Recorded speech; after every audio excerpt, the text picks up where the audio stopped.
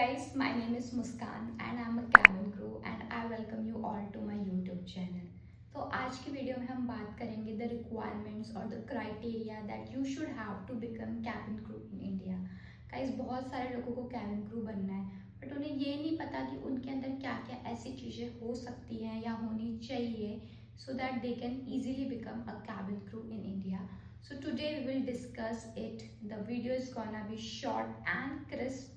So stay tuned and watch this video till end and subscribe at the last if you really like the video. So the very first thing is age criteria. आपका age 18 से 27 के बीच में होना चाहिए for the freshers. Like आज से पहले आपने अगर किसी भी एयरलाइन में काम नहीं किया है, किसी भी एयरलाइन के साथ वर्क नहीं किया है, and if you want to become a cabin crew and if you want to give the interview, then your age should be from 18 to 27 years. But if you are experienced, आपने पहले किसी दूसरी airline में काम किया है, now you want to switch the airline और you want to change the airline, whatever may be the reason, तो आपकी एज 32 तक हो सकती है, 30 या 32 तक, depends from airline to airline. Next criteria है हाइट का। So your minimum height should be 155 centimetre. उससे शॉर्ट नहीं होनी चाहिए, उससे टॉल हो सकती है, उससे शॉर्ट भी है तो exceptions are everywhere guys, don't get disheartened, please go and give the interview, you never know when you get selected. ऐसा मेरी एक दोस्त के साथ हुआ था, her height was 154 centimetre and she got selected. और ये सब हमें सिलेक्शन होने के बाद पता चला, लाइक फिर एक डिटेल एनालिसिस हुआ था, but then finally it was decided to keep her, क्योंकि उसकी हाइट में ज़्यादा फर्क नहीं था, ओनली 0.5 इंचेस का फर्क था। So you never know when your luck turns out to be good. Just go and give the interview. If you think मेरे अंदर छोटा सा कुछ ऐसे है, क्या मैं select हो पाऊंगी, क्या मैं select नहीं हो पाऊंगी, depends from recruiter to recruiter. The minimum height for the females is 155 centimeter and for males it is 170 centimeter in India. Again depends from airline to airline in India. कोई airlines 155 centimetre पे hire करती है, कोई 160 centimetre पे hire करती है, India में ही कह रही हूँ, कोई 157 पे हायर करती है। Just read the policies before going to give the interview of that particular airline. The next criteria is nationality. आपका नेशनलिटी इंडियन होना चाहिए। You should have valid Indian passport, valid Indian PAN card, Aadhaar card, means you should have all the documents of India that prove that you are a resident of India। बात करते हैं wait की। आपका wait आपकी height के proportional होना चाहिए, means you should be with in the BMI range. your BMI should be from 18 to 22, it should not be more than 22 if you want to get selected। वही again, अगर 1-2 kgs का फ़र्क है और आप इंटरव्यूअर को बहुत ही ज़्यादा अच्छे लग रहे हो, मीन्स आपका कम्युनिकेशन बहुत अच्छा है, your situation analysis is very good, so they may hire you and they may give you a time period of 1 week, 2 weeks, 3 weeks as per their convenience to go reduce the weight and come again for the weight check, but yeah, you may get selected, so weight is not a problem। अगर 1-2 kgs ऊपर नीचे है, go give the interview, you never know when you get selected। Topic is appearance।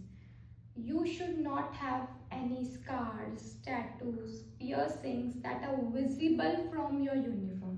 You may have like यहाँ tattoo हो सकता है जो आपकी यूनिफॉर्म से नहीं दिखेगा, आपकी थाइस पे टैटू हो सकता है जो आपकी यूनिफॉर्म से नहीं दिखेगा।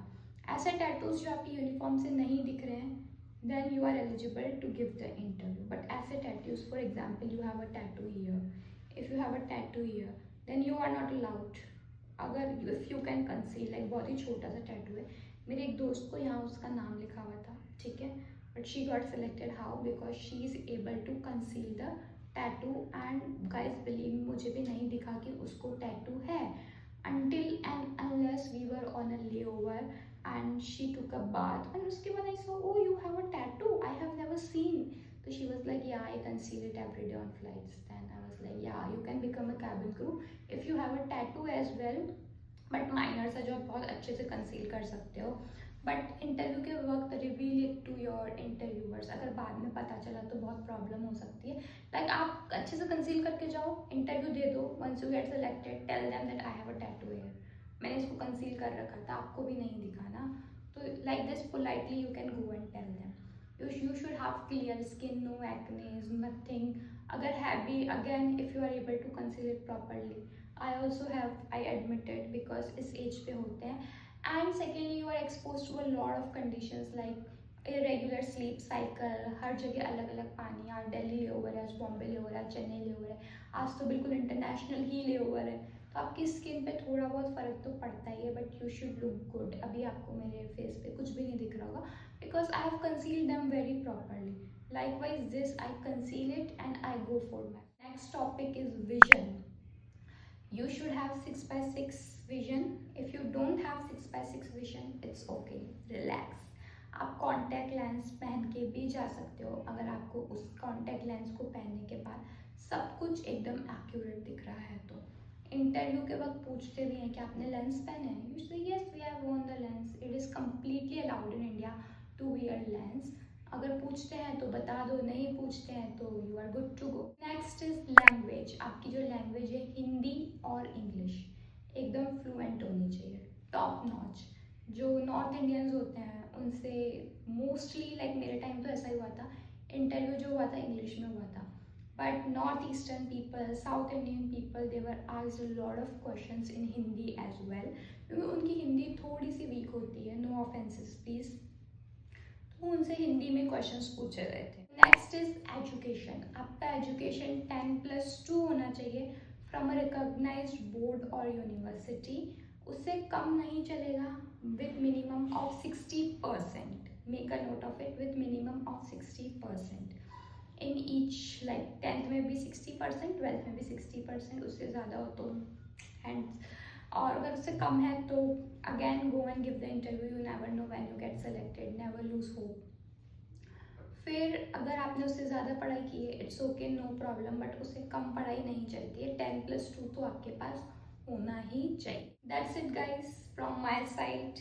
इसके बाद, इन सब के बाद आपके मेडिकल एग्जामिनेशंस होते हैं, डीप में होते हैं. जब आप इंटरव्यू क्लियर कर देते हो तो सब कुछ चेक होता है, respiratory system, x-rays, urine and everything, blood test, ear test, everything is checked very thoroughly, very deeply, because it is a DGCA requirement.